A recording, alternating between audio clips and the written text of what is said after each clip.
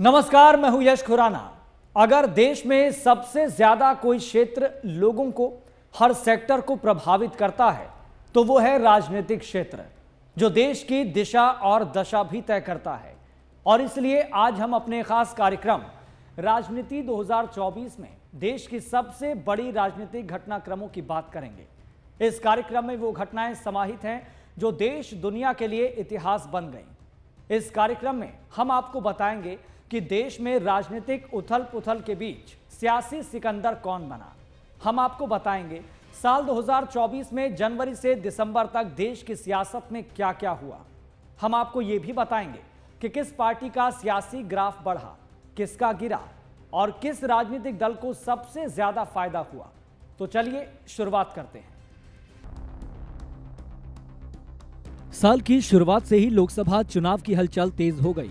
PM Narendra Modi साल की शुरुआत होते ही दक्षिण के राज्यों में पहुंचे। उन्होंने 22 जनवरी को अयोध्या में राम मंदिर की प्राण प्रतिष्ठा से पहले कई मंदिरों में दर्शन किए। इसके साथ ही दक्षिणी राज्यों में रोड शो भी किया।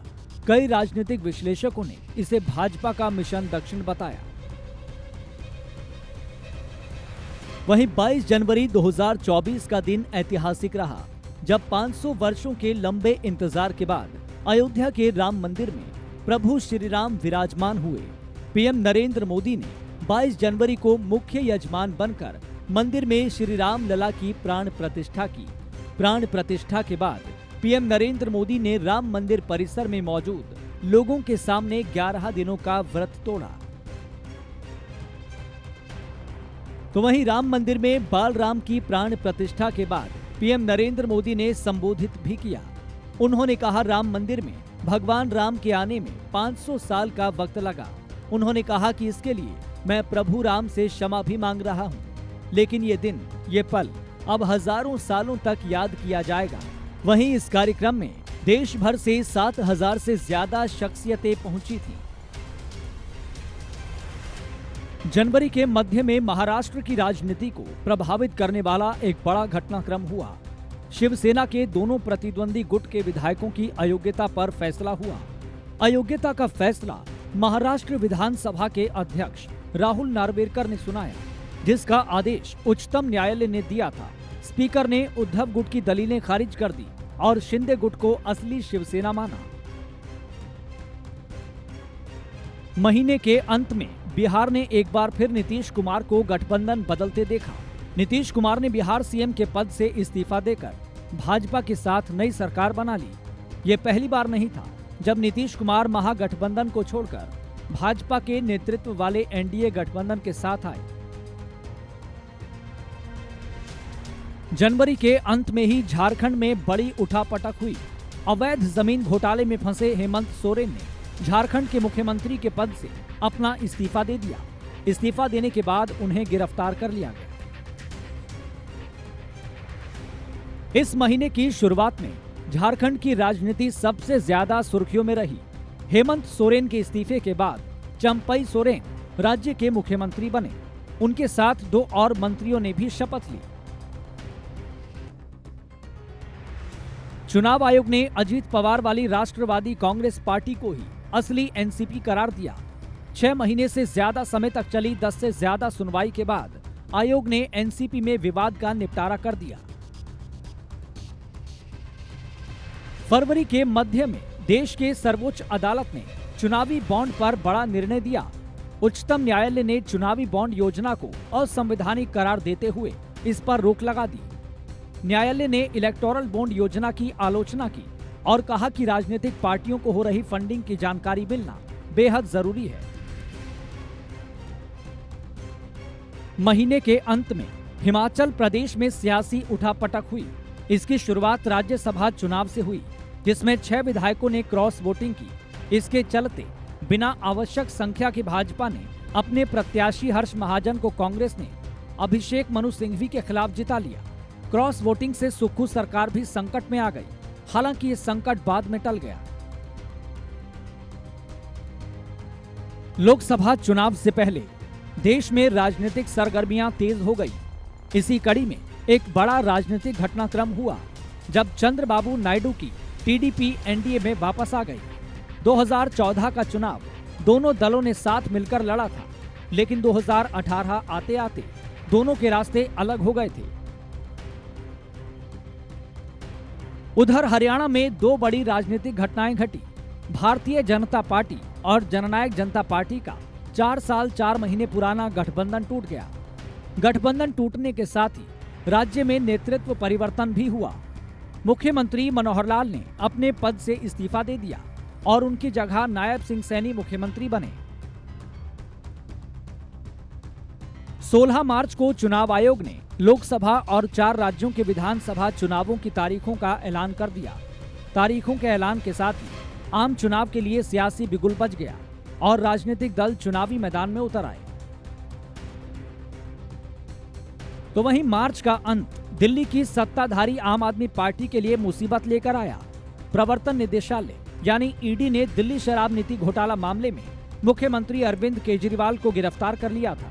यह पहली बार था जब कोई मुख्यमंत्री गिरफ्तार हुआ हो। इस महीने की शुरुआत में भी लोकसभा चुनाव की सरगर्मियां रही। लोकसभा चुनाव के लिए कांग्रेस ने न्याय पत्र तो भाजपा ने संकल्प पत्र के नाम से अपना घोषणा पत्र जारी किया। पहले 2 चरण के लोकसभा चुनाव भी अप्रैल में हुए।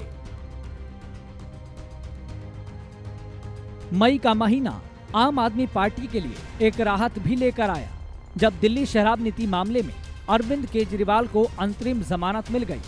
दिल्ली के सीएम को यह राहत सुप्रीम कोर्ट की तरफ से मिली। 4 जून को लोकसभा चुनाव के नतीजे आए, जिसने एग्जिट पोल के अनुमानों को धता बताते हुए नतीजों ने चौंकाया। भाजपा बहुमत से दूर 240 सीटों तक ही पहुंच पाई। वह एनडीए के सहयोगी दलों की मदद से 293 तक पहुंची। वहीं विपक्षी गठबंधन इंडिया ने 240 सीटों के साथ कड़ी टक्कर दी। नतीजों के बाद 9 जून को नरेंद्र मोदी ने तीसरी बार प्रधानमंत्री पद की शपथ ली। लोकसभा चुनाव 2024 के साथ अरुणाचल प्रदेश, सिक्किम, आंध्र प्रदेश और ओडिशा के विधानसभा चुनाव के परिणाम भी आए। प्रदेश के वाईएसआर की जगह टीडीपी भाजपा जनसेना पार्टी के गठबंधन की सरकार बनी और चंद्रबाबू नायडू सीएम बने। ओडिशा में बीजू जनता दल की जगह भाजपा की सरकार बनी और मोहन चरण मांझी को राज्य की कमान मिली। अरुणाचल प्रदेश में भाजपा ने अपनी सत्ता को बरकरार रखा और पेमा खांडू फिर मुख्यमंत्री बने। सिक्किम में सिक्किम क्रांतिकारी मोर्चा ने अपनी सरकार बरकरार रखी और प्रेम सिंह तमांग राज्य के मुखिया बने। इस महीने की शुरुआत में झारखंड में एक बार फिर नेतृत्व परिवर्तन चर्चा का विषय रहा। जेल से रिहा हुए हेमंत सोरेन ने तीसरी बार राज्य के सीएम पद की शपथ ली। इससे पहले चंपई सोरेन ने झारखंड के मुख्यमंत्री पद से इस्तीफा दिया। इस महीने के आरंभ में संसद में पेश हुआ वक्फ संशोधन विधेयक चर्चा में रहा। कांग्रेस और सपा समेत कई विपक्षी दलों ने इस विधेयक का विरोध किया। वहीं सरकार का कहना है कि इस विधेयक के जरिए वक्फ बोर्ड को मिली असीमित शक्तियों पर अंकुश लगाकर बेहतर और पारदर्शी तरीके से प्रबंधन किया जाएगा। सरकार ने बाद में इसे जेपीसी के पास भेजने की सिफारिश कर दी। इसी महीने आम आदमी पार्टी को एक बड़ी राहत भी मिली, जब दिल्ली के पूर्व उप मुख्यमंत्री मनीष सिसोदिया को सर्वोच्च अदालत ने जमानत दे दी।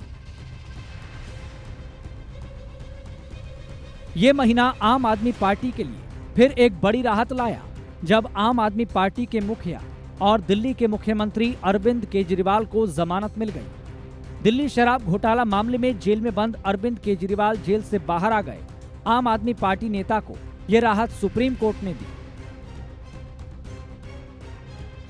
वहीं 2 दिन पहले ही जमानत पर बाहर आए अरविंद केजरीवाल ने मुख्यमंत्री पद से इस्तीफा देने का ऐलान कर सभी को चौंका दिया। 15 सितंबर 2024 को अरविंद केजरीवाल ने पार्टी कार्यालय में कार्यकर्ताओं को संबोधित करते हुए ये घोषणा की। अरविंद केजरीवाल ने कहा, सीएम की कुर्सी से इस्तीफा देने जा रहा हूं और मैं तब तक सीएम की कुर्सी पर नहीं बैठूंगा जब तक जनता अपना फैसला न सुना दे। साथ ही ये चर्चा भी चल पड़ी कि अगला मुख्यमंत्री कौन होगा। वहीं दिल्ली की राजनीति में सबसे बड़ा घटनाक्रम 21 सितंबर को हुआ। दरअसल अरविंद केजरीवाल के मुख्यमंत्री पद से इस्तीफा देने के बाद दिल्ली की कमान आतिशी को मिली। आतिशी दिल्ली की तीसरी महिला मुख्यमंत्री बनी। उपराज्यपाल विनय कुमार सक्सेना ने आतिशी को मुख्यमंत्री पद की शपथ दिलाई। आतिशी दिल्ली की 17वीं मुख्यमंत्री बनी। मुख्यमंत्री पद की शपथ लेने के बाद आतिशी ने अरविंद केजरीवाल के पैर छुए। इस दौरान आम आदमी पार्टी के कई कद्दावर नेता मौजूद थे। आतिशी के साथ साथ आम आदमी पार्टी के 5 विधायकों ने भी मंत्री पद की शपथ ली थी। एक देश एक चुनाव पर बनी कोविंद समिति की रिपोर्ट को केंद्रीय कैबिनेट से मंजूरी भी सितंबर में ही मिली। विधि मंत्रालय के 100 दिवसीय एजेंडे के हिस्से के रूप में कैबिनेट के सामने रिपोर्ट पेश की गई थी, जिसे कैबिनेट से मंजूरी मिल गई। इस महीने की शुरुआत में हरियाणा और जम्मू कश्मीर विधानसभा चुनाव के नतीजे सुर्खियों में रहे। हरियाणा में सत्ताधारी भाजपा ने इतिहास रच दिया और हरियाणा के गठन के बाद पहली बार भाजपा ऐसी पार्टी बन गई जिसने लगातार तीसरी बार सरकार बनाई। नायब सिंह सैनी दूसरी बार हरियाणा के मुख्यमंत्री बने। तो वहीं जम्मू कश्मीर की सत्ता में 10 साल बाद नेशनल कॉन्फ्रेंस की वापसी हुई। फारूक अब्दुल्ला की नेशनल कॉन्फ्रेंस ने कांग्रेस के साथ गठबंधन में बहुमत हासिल किया। इसके अलावा कुछ निर्दलीय और अन्य दलों के विधायकों ने भी सरकार को समर्थन दे दिया। केंद्र शासित प्रदेश की कमान उमर अब्दुल्ला ने संभाली। 23 नवंबर को झारखंड और महाराष्ट्र में विधानसभा चुनाव के नतीजे आए। झारखंड मुक्ति मोर्चा के नेतृत्व वाले महागठबंधन ने भाजपा नीत एनडीए को हराकर बहुमत हासिल किया। वहीं महाराष्ट्र में एक बार फिर महायुति सरकार की प्रचंड बहुमत के साथ वापसी हुई। नवंबर में ही केरल की वायनाड लोकसभा सीट पर हुए उपचुनाव के नतीजे आए। कांग्रेस उम्मीदवार प्रियंका गांधी ने बड़ी जीत दर्ज की। करीब 3.5 दशक का खुद का राजनीतिक अनुभव बताने वाली प्रियंका पहली बार चुनावी राजनीति में दाखिल हुई और पहले ही चुनाव में सफलता हासिल की। अमन अरोड़ा को आम आदमी पार्टी की पंजाब इकाई का नया अध्यक्ष नियुक्त किया गया। विधायक अमन शेर सिंह कलसी को कार्यकारी अध्यक्ष बनाया गया। अमन अरोड़ा 2017 में पहली बार सुनाम से आम आदमी पार्टी से विधायक बने थे। वो अभी पंजाब में कैबिनेट मंत्री भी हैं। इसके साथ ही पार्टी का हिंदू चेहरा भी है। आम आदमी पार्टी के नेता अमन शेर सिंह बटाला विधानसभा क्षेत्र से विधायक हैं और पार्टी ने उन्हें भी नई जिम्मेदारी दी। पंजाब की 4 विधानसभा सीट के लिए हुए उपचुनाव में आम आदमी पार्टी ने 3 सीटें जीती, तो कांग्रेस को केवल 1 सीट ही मिल पाई।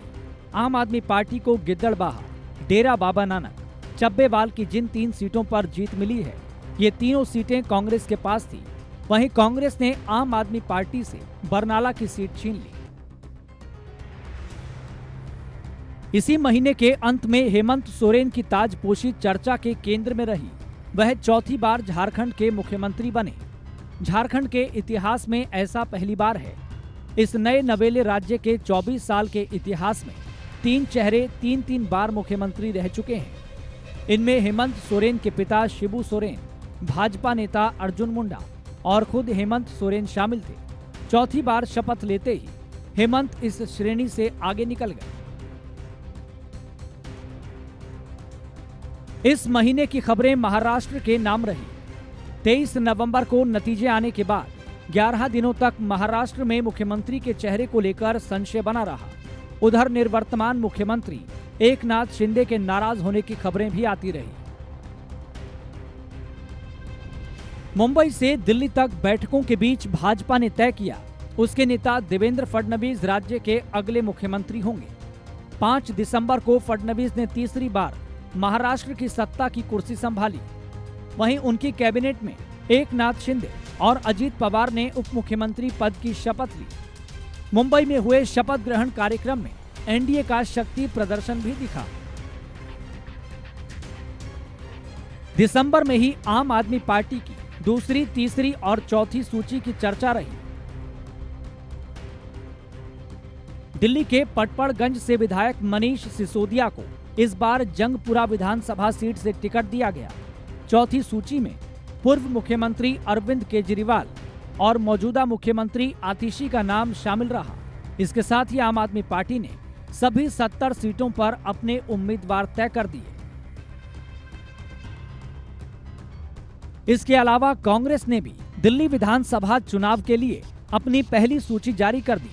पहली सूची में दिल्ली कांग्रेस अध्यक्ष देवेंद्र यादव, अनिल चौधरी, संदीप दीक्षित और हारून यूसुफ जैसे बड़े नाम शामिल थे। नई दिल्ली सीट पर आम आदमी पार्टी के राष्ट्रीय संयोजक अरविंद केजरीवाल के सामने कांग्रेस से संदीप दीक्षित उम्मीदवार हैं।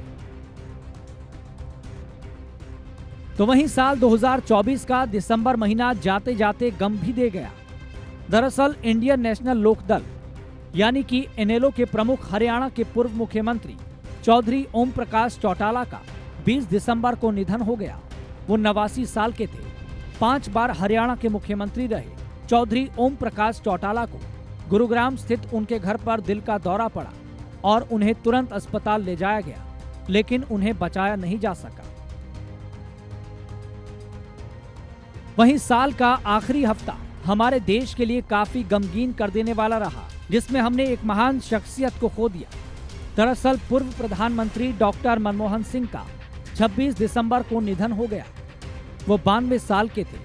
मनमोहन सिंह को तबीयत बिगड़ने पर दिल्ली के अखिल भारतीय आयुर्विज्ञान संस्थान यानी एम्स में भर्ती कराया गया था। एम्स के मीडिया सेल ने मनमोहन सिंह के निधन की जानकारी दी थी। वहीं डॉक्टर मनमोहन सिंह के निधन के बाद केंद्र सरकार ने 7 दिन का राष्ट्रीय शोक घोषित किया था। बता दें, मनमोहन सिंह 2 बार देश के प्रधानमंत्री रहे। वो 22 मई 2004 से 26 मई 2014 तक देश के प्रधानमंत्री रहे। तो देश की सियासी घटनाएं तो आपने देख ली हैं, लेकिन अब आप देखेंगे कि भारतीय जनता पार्टी के लिए साल 2024 कैसा रहा। बीजेपी के पॉलिटिकल ग्राफ में कितना उछाल आया, किन किन राज्यों में सरकार बनी और अब 2025 की डगर बीजेपी के लिए कितनी मुश्किल है, कितनी कठिन है। एक रिपोर्ट आप देखिए। बीजेपी के लिए कैसा रहा साल 2024? पार्टी का सियासी ग्राफ कितना बढ़ा? बीजेपी की नजर 2024 के बाद 2025 पर। बीजेपी के लिए 2025 में कितनी चुनौतियां? सियासी नजरिए से बीजेपी के लिए साल 2024 अच्छा रहा, लेकिन बीच में आए कुछ उतार चढ़ाव ने बीजेपी को भी सोचने पर मजबूर कर दिया। तो पूरी कहानी आपको समझाएंगे चंद मिनटों में, जिसके जरिए आप समझ पाएंगे कि बीजेपी के लिए सियासी नजरिए से साल 2024 कैसा रहा, जिसमें हम बात लोकसभा चुनाव से लेकर विधानसभा चुनाव की भी करेंगे। तो चलिए सबसे पहले बात लोकसभा चुनाव की। पार्टी ने लगातार तीसरी बार केंद्र में सत्ता हासिल की, लेकिन बीजेपी अपने 400 के लक्ष्य को हासिल नहीं कर पाई। हालांकि बीजेपी ने एनडीए में अपने सहयोगियों के साथ मिलकर बहुमत हासिल जरूर कर लिया। इसके अलावा बीजेपी ने महाराष्ट्र में अब तक की सबसे बड़ी जीत हासिल की, तो वहीं हरियाणा में भी वो सत्ता में वापसी पे सफल रही। 2024 में लोकसभा के अलावा 8 राज्यों में विधानसभा चुनाव हुए। इनमें से बीजेपी 5 राज्यों में सरकार बनाने में सफल रही। हालांकि 2025 में उसकी राह कठिन होती दिख रही है। अब आपको ग्राफिक्स के जरिए समझाते हैं। जब साल 2024 में विधानसभा और लोकसभा में चुनाव हुए तो क्या पॉलिटिकल सिनेरियो रहा? बीजेपी के लिए 2024 कैसा रहा? लोकसभा चुनाव, बीजेपी के नेतृत्व में एनडीए की सरकार बनी। अरुणाचल प्रदेश बीजेपी की सरकार बनी। सिक्किम में एसकेएम की सरकार बनी, तो आंध्र प्रदेश में एनडीए की सरकार बनी। ओडिशा में बीजेपी, तो वहीं जम्मू कश्मीर में एनसी और कांग्रेस के गठबंधन की सरकार बनी। हरियाणा में बीजेपी ने फिर से वापसी की, तो वहीं झारखंड में जेएमएम और कांग्रेस की सरकार बनी। तो वहीं महाराष्ट्र में एनडीए के नेतृत्व में सरकार बनी। 2025 में कहां है चुनाव? 2025 में 2 राज्यों में विधानसभा चुनाव है, पहला दिल्ली और दूसरा बिहार। दोनों राज्यों में 2020 में विधानसभा चुनाव हुए थे। दिल्ली बिहार में कठिन है राह। बीजेपी के लिए दिल्ली और बिहार की राह आसान नहीं है। अरविंद केजरीवाल दिल्ली में पूरा दमखम लगा रहे हैं, तो वहीं बिहार में आरजेडी और कांग्रेस ने कमर कस ली है। भले ही साल 2024 बीजेपी के लिए अच्छा रहा हो, लेकिन 2025 की डगर मुश्किल दिखाई दे रही है। देखना होगा कि 24x7 चुनावी मोड में रहने वाली बीजेपी 2025 में विधानसभा चुनाव की वैतरणी कैसे पार करेगी। तो हमारे खास कार्यक्रम राजनीति 2024 में फिलहाल के लिए इतना ही। बाकी देश और दुनिया की बड़ी खबरों से अपडेट रहने के लिए जुड़े रहिए MH1 न्यूज के साथ।